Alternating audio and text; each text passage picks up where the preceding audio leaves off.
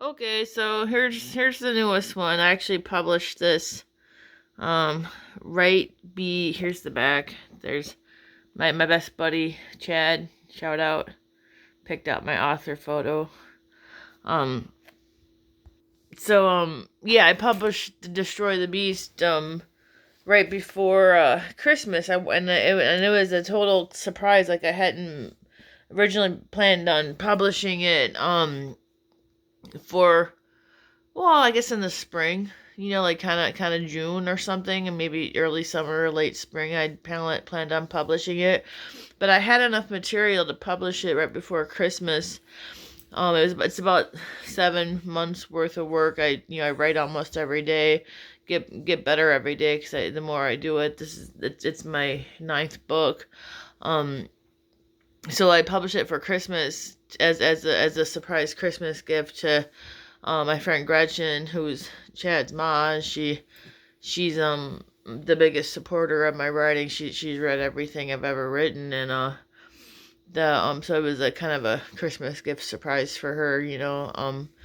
She and then the foreword is dedicated to, or no, the foreword is written by, the book is dedicated to my best friend from middle school, Jessie, and she wrote the foreword. And every time I read that foreword, I just start crying. It's just really touching. And just the title "Destroy the Beast" comes from an expression she uses. Like, I remember one time I was feeling really bad because well, it was just some, I think it was just some stupid thing where I wasn't validated on social media.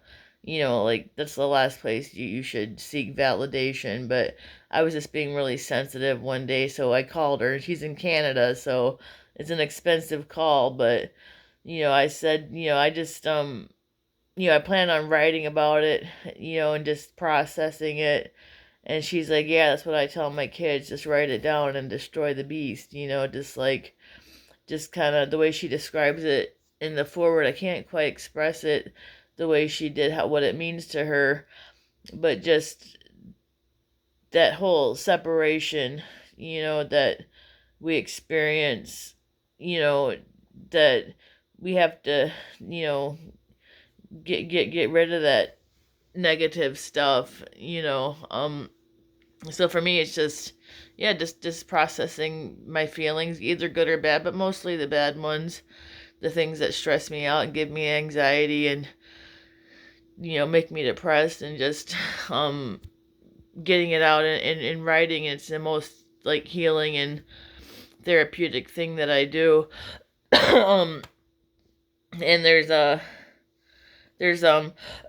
lot of stories in there about, like, that feeling of hopelessness you get when you are, like, depressed and you want to end your life. And I think that can open up some conversations about what it is like to feel suicidal and stuff. And um